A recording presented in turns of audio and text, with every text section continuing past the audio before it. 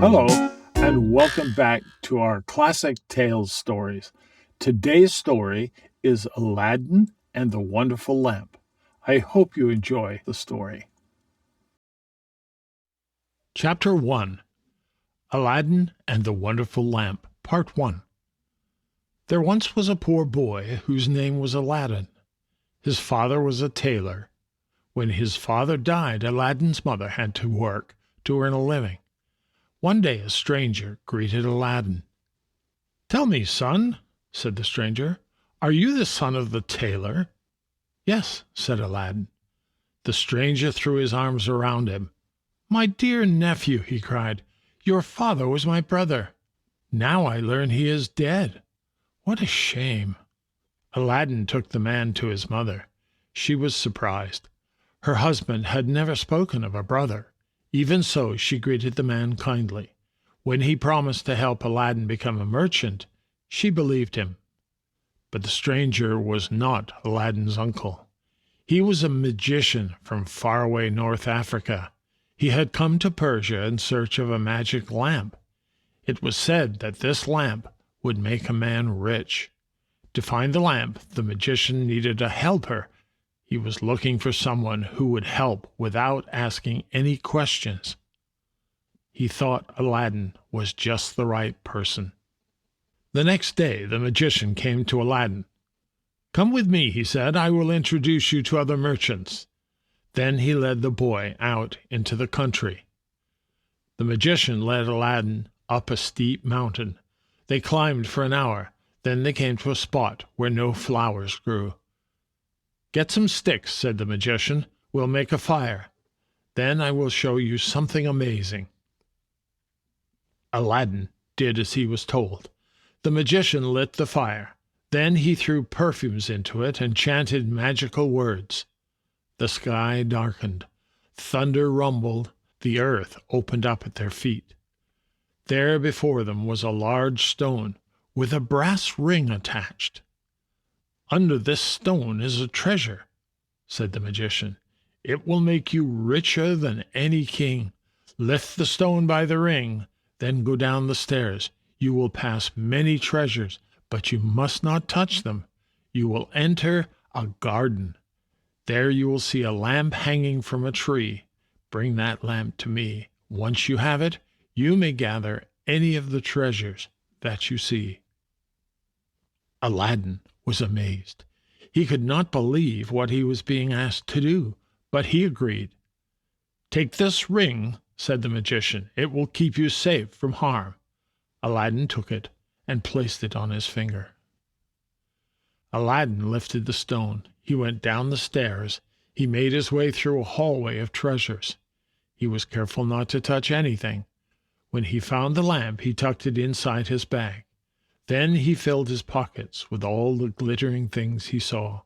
He didn't know they were precious gems. He was thinking, "I will gather these pretty things to play with at home."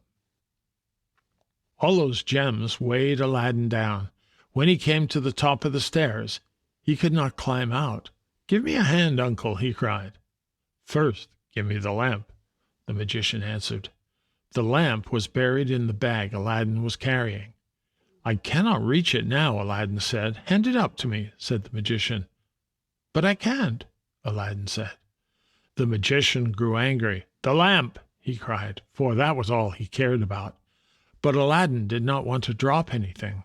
"I will give it to you when I get out," he said. The impatient magician felt he could wait no longer. He chanted a magic spell. The stone rolled back, trapping Aladdin in the darkness of the cave. There's Aladdin in the cave. Oh dear. Chapter 2: Aladdin and the Wonderful Lamp, Part 2. Aladdin was trapped in the cave. "Uncle!" he called. "Help me!" But there was no reply. The magician had whisked himself back to North Africa. All he wanted was the lamp. If Aladdin would not help him get that, he cared nothing for Aladdin. For 3 days Aladdin stayed in the pitch-black cave. At first he shouted, then he wept. Finally he put his hands together to pray. As he did so, he happened to rub the ring that the magician had placed on his finger. A genie rose before him. "What is your wish?" said the genie of the ring. Aladdin was scared, but he managed to say, "Take me out of this cave." Poof! Aladdin found himself outside again. He ran home to tell his mother all that had happened.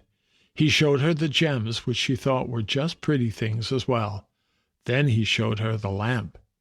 "It is so dirty," said Aladdin's mother. "Let me clean it. Then perhaps I can sell it and get us some food."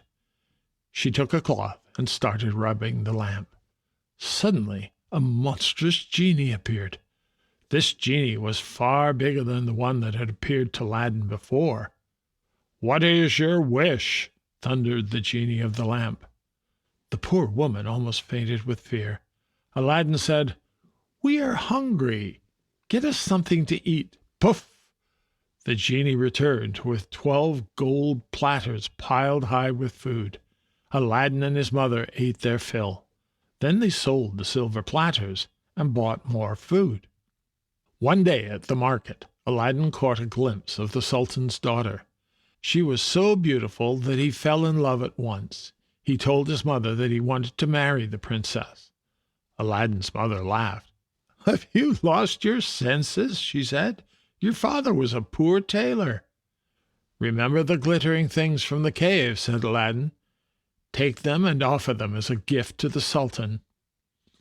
Aladdin's mother went to the Sultan. "My lord," she said, "my son Aladdin wishes to marry your daughter." The Sultan burst out laughing. "Your son and my daughter?" he boomed. "Ha!"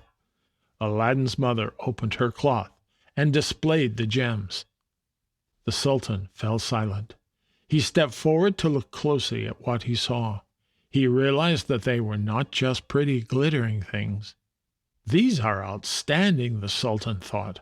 "I have never seen such radiant gems." The Sultan spoke again.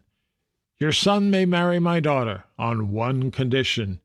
He must send 40 servants, each carrying a bowl of gems like these." When Aladdin heard this, he rubbed his lamp. The genie appeared. Aladdin repeated the Sultan's wish.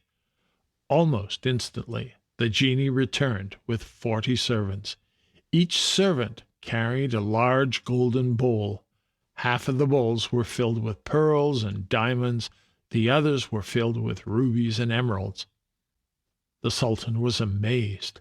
He agreed that Aladdin could marry his daughter. Aladdin was delighted. He rubbed the lamp. The genie appeared. Aladdin commanded the genie to prepare a wedding fit for a prince. The 40 servants appeared again. They brought Aladdin rich clothes and sweet perfumes. They gave him a beautiful horse, which he rode to the wedding. They threw gold pieces to the people who lined the streets to see him. They made Aladdin a palace right next to the Sultan's palace. They even rolled out a thick red carpet for the princess. It stretched from the Sultan's home to Aladdin's palace. When the Sultan saw Aladdin's palace, he was sure that Aladdin was the right husband for his daughter. They celebrated their wedding with a feast and music. The party lasted all day and all night. Chapter 3. Aladdin and the Wonderful Lamp, Part 3. Aladdin was delighted with his new life. He felt that everything was perfect. But danger lurked. The magician heard of Aladdin's good fortune. "That lazy boy," he said, "married to the Sultan's daughter? Surely this must be the magic of the lamp." He whisked himself back to Persia. He dressed as a poor peddler and carried a few shiny lamps in a basket. As he walked by Aladdin's palace, he shouted, "New lamps for old!" Aladdin was out hunting. His wife, the princess, heard the voice from the street. "We have that ugly old lamp," she thought. "I would gladly trade it for a shiny new one."